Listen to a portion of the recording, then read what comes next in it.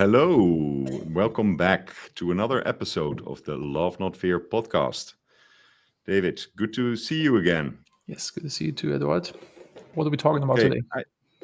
I have a topic that might interest you, I guess. And the topic would be progress versus thriving. There's a difference between that. So Okay. when I So say those two words, what comes to mind? the first thing that comes to mind, I just heard Tony Robbins say that progress equals happiness, which I think is very true. If you are a billionaire, but your net worth is trending downwards and your businesses are not working out anymore, even though it's absolutely unlikely that you will ever run out of money and that you'll ever have to struggle, you'll feel miserable. Versus like if you are doing okay and your business is growing, hockey stick, you'll feel amazing. So I think like this is like really, we always want to expand and there should be progress in things. Otherwise Mhm. it's not fun. And this is in all aspects of life, like in terms of your health, in terms of your fitness, in terms of your relationships, in terms of your business. If a business is growing, it's or a tree is growing, it's fine, right? Versus if a business is trending downwards, it's dying. Same with the tree or you always want to grow and expand, like the universe is expanding. Yeah, Otherwise, it's not fun. stagnation is not good as well. So So yeah, that's on progress. So progress equals happiness, but on thriving, I guess is thriving is this a mental state? Is it? I think I so. don't know. Yeah. Yeah, flow comes to mind. Out of Mm. flow comes thriving, and I think the difference for me would be that progress is already good. Even small incremental steps can have an enormous impact. I have personally lived that insight, making quite minor changes over time. They accumulate, but yeah. I'd like to reflect a little thing on what you just said. I know some entrepreneurs that have sold their business, and by taking off that entrepreneurial code, if they didn't replace their drive into something else, they are not happier than they were. So that's also something that resonates with me. It should not be the end goal. It's the way. Every day is an opportunity to learn new skills, to meet new people, to learn more about yourselves, and be wondered what is out there. And we have only X amount of days in the world, so why choose for just settling for an average life? Oh yeah, for absolutely for sure. Also, once I sold my business, I also was kind of like my growth engine, not only like business growth engine, but also my personal growth engine was gone because I think being in business or being an entrepreneur is like one of the best personal development hacks that you can do, because if the business is growing, you have to grow with the business. Otherwise the business outgrows you and you'll be replaced because you'll not be able to handle it. Right. So being on this entrepreneurial journey was, I think, the best personal development course I could have ever taken. Mhm. How do words and thoughts come into place in that process? You described it from the hindsight, but how could you use thoughts and words um, in the process of yeah, becoming a better person, a better entrepreneur, a better partner? What are the Oh, power of words? I mean, I think it's there's a book that I really like. It's called The Four Agreements, Yeah. and in this book he says we are all wizards with our words. I can be a white wizard or I can be a black wizard. I can build you up with my words, or I can destroy you. I can say like, "Hey man, get back up! You can do it. I believe in you." Or I can say like, "Oh, you're a piece of shit. You'll never amount to anything." Yeah. And most people are not black wizards with others, maybe a little bit, but a lot of people are black wizards with themselves. Negative self-talk. I think it's like a really, really, really powerful thing. I'm glad you brought it up. Otherwise, I was going to, because the most toxic thing is using the bad words on yourself and not being able to zoom out. Yeah, it's So yeah, killing ants. I heard somebody say yeah, killing automatic negative thoughts. automatic killing ants. Oh, that's word of the day. Ant. Nice. And I like it's, it. Yeah, yeah. There's a lot going on about miracle mornings, and you see journaling everywhere and expressing gratitude. but I don't know where it was. I heard a podcast or read a book that said that being thankful and showing gratitude for what you have and who you have in your life actually changes your state of mind and creates space it creates room in your head to work on topics. What are your experiences on With that? gratitude. Yeah, Yeah. I mean, I have a gratitude rock that I pick up every morning, going over the things that I'm grateful for: my healthy body, my wife, my daughter, my businesses, my friends, being here in Bodrum, having great weather.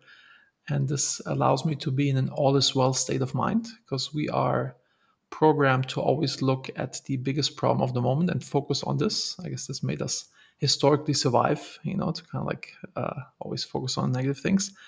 But this is very problematic, and you can easily get stuck in this. Hmm. Um, but once you realize how much beauty you actually have in your life, it becomes much easier to deal with the problems that come, Yeah. in front of you. Especially as an entrepreneur, you always have to deal with problems. But I guess in life, you always have problems as well. And this gratitude and realizing how much beauty everybody has in their lives, you become much stronger to deal with this issue that you think, oh, big problem of the moment. Like often 6 months from now, you won't even remember that there was this problem. Yeah. By taking this mental photo of where you are and showing happiness, I think it when I do that, it puts me in a state of mind where I can cope with uncertainty and changes and complexity a lot better. So Mhm. it's sort of retrospective element in that as well. Yeah, and in terms of retrospective, when I have with my gratitude rock at the end of the day, I always take the stone out of my pocket. In the morning I take it with my wallet, and when I put on my watch, and I go through the things that went great this day. Because often you have like a productive morning, record some podcasts, everything's good, and at 5 p.m. you have an unpleasant conversation with your spouse, a coworker, you lose a client or whatever it is. You think like, oh my god, everything sucks, but it does not. There was so much good stuff. Yeah. And by doing this, I've built up a fairly large gratitude muscle, and it becomes very easy for me to deal with stuff that is thrown at me. Okay. That's how you cope with it yourself.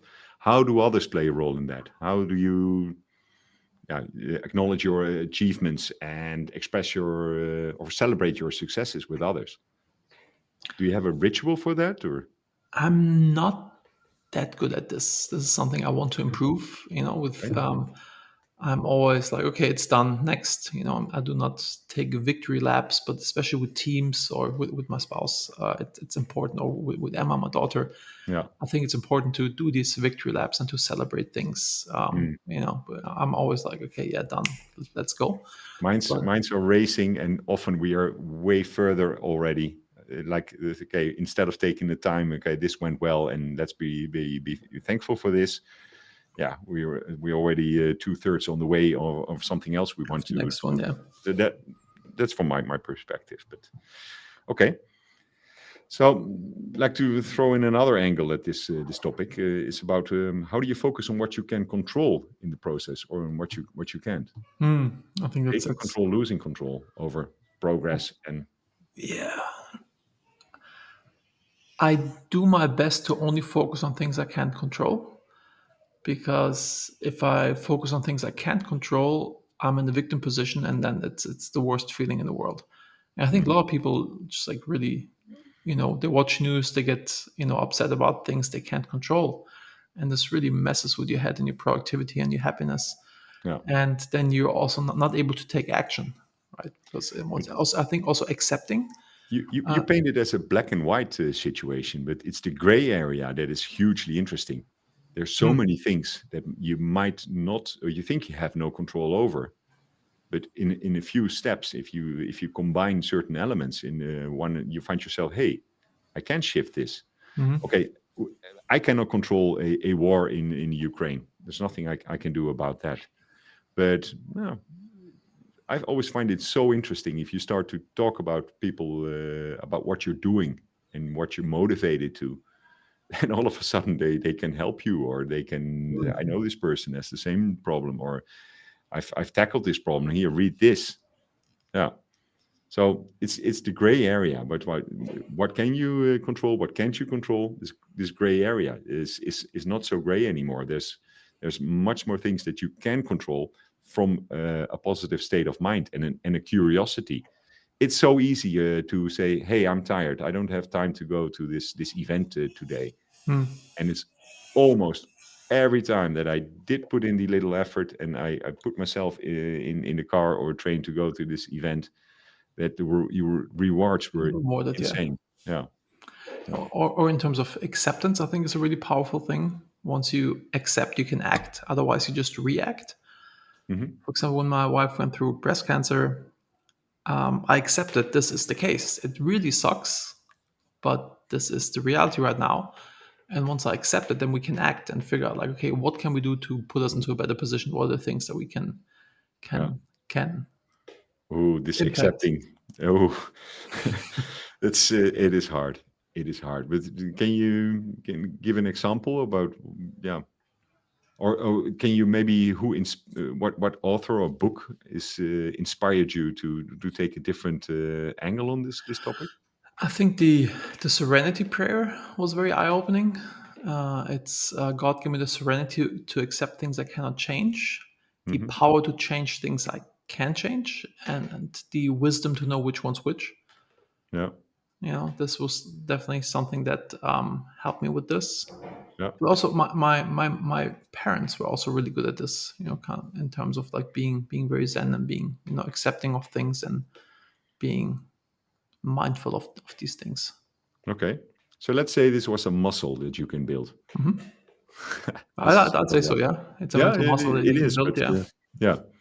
So what this might be a nice way to close this podcast. What can you do to grow this muscle, to activate it? The acceptance thing. The I would say acceptance, yeah, acceptance muscle, but also I think we have to, yeah, the gratitude as well. a gratitude muscle, 5 minute journal app, 5 minute journal book, or finding a gratitude rock. Hmm. Very powerful thing, and it's kind of like doing it over and over and over. Um, having I think I love the gratitude rock because you pick it up in the morning, you have it in your pocket. Sometimes when you're stressed, you still feel the rock in your pocket, and you go, "Oh yeah, right. Actually, there's so much good stuff, and this thing that's bothering me right now will also be able to plow through." At the Yeah. end of the day, taking it out and going through that, really powerful. Or the 5 minute journal app that reminds you in the mornings and the evenings to do that.